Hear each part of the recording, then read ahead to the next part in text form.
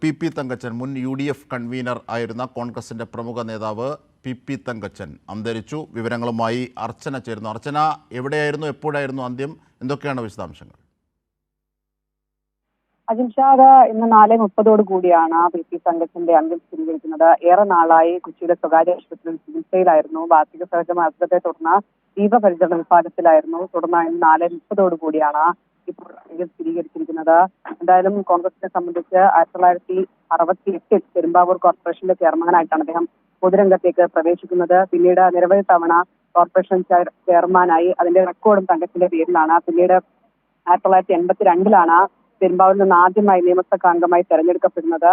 അതിനുശേഷം ഈ KPCC പ്രസിഡന്റായി അടക്കം അദ്ദേഹം നിയമിതനായിട്ടുണ്ട്. അതിനുശേഷം ഏറ്റവും ഒടുവിൽ ഈ മുഖ്യമന്ത്രി UDF കൺവീനറായി തങ്കച്ചൻ 2018 വരെ കൺവീനറായി തുടരുകയും ചെയ്തിരുന്നു. 2024 ഉമ്മൻചാണ്ടി മുഖ്യമന്ത്രി ആയതോടെയാണ് അദ്ദേഹം കൺവീനറായി ഇത്തരത്തിൽ 2018 വരെ കൺവീനറായി തുടർന്നത്.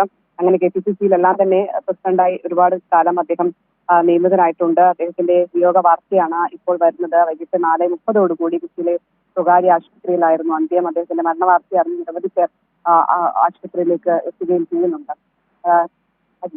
തീർച്ചയായും ഈ വാർദ്ധക്യ സഹജമായ അസുഖത്തെ തുടർന്ന് ചികിത്സയിലായിരുന്നു അല്ലേ അർച്ചന?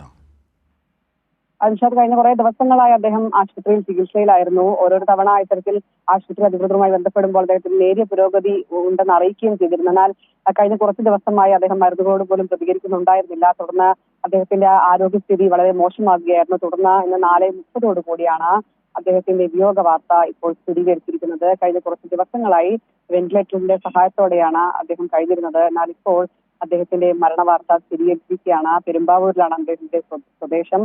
അങ്കമാലിയായും ജന്മമെങ്കിലും പെരുമ്പാവൂരിൽ ഏറെക്കാലമായി ഇപ്പോൾ പെരുമ്പാവൂരിലാണ് താമസം, കുടുംബവുമൊത്ത്.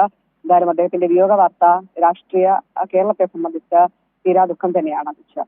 തീർച്ചയായും പി തങ്കച്ചൻ, മുതിർന്ന കോൺഗ്രസ് നേതാവ്, മുൻ UDF കൺവീനറൊക്കെ ആയിരുന്ന പി തങ്കച്ചൻ അന്തരിച്ചു. വാർദ്ധക്യ സഹജമായ അസുഖത്തെ തുടർന്ന് ഏറെ നാളായി ചികിത്സയിൽ തുടരുകയായിരുന്നു. വെന്റിലേറ്ററിലായിരുന്നു അദ്ദേഹത്തിൻ്റെ ജീവൻ അടുത്ത ദിവസങ്ങളിൽ നിലനിർത്തിയിരുന്നത്. ഇപ്പോഴാണ് അദ്ദേഹത്തിൻ്റെ അന്ത്യം സ്ഥിരീകരിക്കുന്നതിലേക്ക് പോകുന്നത്. അർച്ചന, ഈ എന്തൊക്കെ കോൺഗ്രസ് നേതാക്കന്മാർ എന്തൊക്കെ കാര്യങ്ങളാണ് ഇത് സംബന്ധിച്ച് കൂടുതലായി പറയുന്നത്, അതായത് ഇനിയുള്ള നടപടികളെ സംബന്ധിച്ച്? അദ്ദേഹത്തിന്റെ മരണ വാർത്ത അറിഞ്ഞ പലരും ഇപ്പോൾ ആശുപത്രിയിലേക്ക് എത്തുന്നതേ ഉള്ളൂ. അതിനുശേഷം കുടുംബവും ആലോചിച്ചിട്ടായിരിക്കും മറ്റു നടപടികളിലേക്ക് കടക്കുക. എന്തായാലും 4:30 കൂടി, അതായത് അല്പസമയം മുൻപാണ് അദ്ദേഹത്തിന്റെ വിയോഗ വാർത്ത സ്ഥിരീകരിച്ചത്. നേരത്തെ തന്നെ അദ്ദേഹത്തിന്റെ ആരോഗ്യസ്ഥിതി മോശമാണെന്ന് അറിഞ്ഞ് പലരും അദ്ദേഹത്തെ കാണാനായി എത്തുകയും ചെയ്തിരുന്നു. പ്രതിപക്ഷ നേതാവ് ഉൾപ്പെടെയുള്ള കോൺഗ്രസിലെ പ്രമുഖ നേതാക്കളടക്കം അദ്ദേഹത്തിനെ വന്ന് കാണുകയും ചെയ്തതാണ്.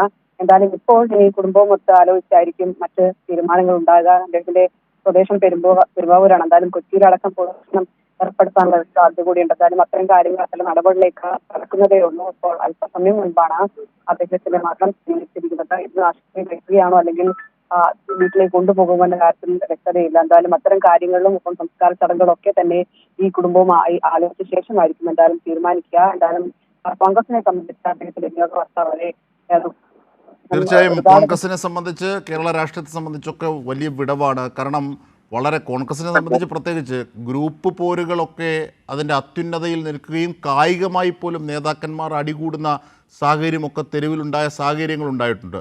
ആ ഘട്ടങ്ങളിലൊക്കെ വളരെ കരുത്തോടുകൂടി ഏത് പ്രശ്നങ്ങളെയും സംഘർഷം നടക്കുന്നതിൻ്റെ ഇടയിൽ നേരിട്ട് എത്തി ആ പ്രശ്നങ്ങളെ പരിഹരിക്കാനായി കായികമായി വേണമെങ്കിൽ പോലും അദ്ദേഹം ഇടപെടുമായിരുന്നു. അത്രയേറെ കരുത്ത്, എല്ലാ അർത്ഥത്തിലുമുള്ള തലയെടുപ്പുള്ള ഒരു നേതൃത്വമായിരുന്നു പി തങ്കച്ചൻ്റേത്.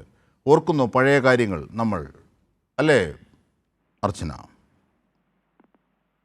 തീർച്ചയായും അജിംഷാദ്, അങ്ങനെ തന്നെയാണ്. കാരണം അദ്ദേഹം UDF കൺവീനറായി ഒരുപാട് കാലം, അത് 2004 മുതൽ 2018 വരെ തുടർച്ചയായി 14 വർഷമാണ് അദ്ദേഹം UDF കൺവീനറായി ഉണ്ടായിരുന്നത്. അതിന് മുന്നേ KPCC മുൻ പ്രസിഡന്റ്, അങ്ങനെ കേരള സ്പീക്കറായിട്ടെല്ലാം തന്നെ അദ്ദേഹം നിയോഗിച്ചിട്ടുണ്ട്. അത് മാത്രമല്ല അദ്ദേഹം ആ ഘട്ടത്തിലെല്ലാം തന്നെ പാർട്ടി പ്രതിരോധത്തിലാവുന്ന ഘട്ടത്തിലെല്ലാം തന്നെ അദ്ദേഹത്തിന്റെ മുൻകൈയെടുത്ത് അതിൽ കൃത്യമായ നിലപാടെടുത്ത് കാര്യങ്ങൾ തീരുമാനിക്കുന്ന രീതിയിലാണ് അദ്ദേഹത്തിന്റെ നിലപാടുണ്ടായിരുന്നത്. അതുകൊണ്ട് തന്നെ അത്തരത്തിൽ പാർട്ടിയെ സംരക്ഷിക്കുന്ന തരത്തിൽ അദ്ദേഹത്തിന്റെ നിലപാടുകൾ ഉണ്ടായിരുന്നു. അതിൽ പല രീതിയിൽ പ്രശ്നങ്ങളും ഗ്രൂപ്പ് തർക്കങ്ങളും ഒക്കെ ഉണ്ടാകുമ്പോൾ ഇടപെട്ടിരുന്ന, അതിലൊരു കൃത്യമായ തീരുമാനമെടുത്തിരുന്ന, നിലപാടെടുത്തിരുന്ന ആൾ കൂടിയാണ് അദ്ദേഹം. അത്തരത്തിൽ എറണാകുളം ജില്ലയിൽ തന്നെ അദ്ദേഹത്തിന്റെ, നമുക്കറിയാം, അദ്ദേഹം ഈ പെരുമ്പാവൂർ കോർപ്പറേഷൻ ചെയർമാനായിട്ടാണ് ആദ്യമായി വരുന്നത്. അതായത് രാജ്യത്തെ തന്നെ ഏറ്റവും പ്രായം കുറഞ്ഞ കോർപ്പറേഷൻ ചെയർമാൻ എന്ന റെക്കോർഡ് കൂടി പി തങ്കച്ചന്റെ പേരിലാണെന്നാണ് അതിൽ ഏറ്റവും പ്രധാനപ്പെട്ടത്. അങ്ങനെ ഒരുപാട് പദവികൾ വഹിച്ച അദ്ദേഹമാണ്. കോൺഗ്രസിന്റെ ഏറ്റവും കൂടുതൽ KPCC പ്രസിഡന്റായിട്ടും കൺവീനറായിട്ടെല്ലാം ഒരുപാട് കാലം അദ്ദേഹം സ്ഥാനത്തിരുന്ന ആളാണ്. തീർച്ചയായും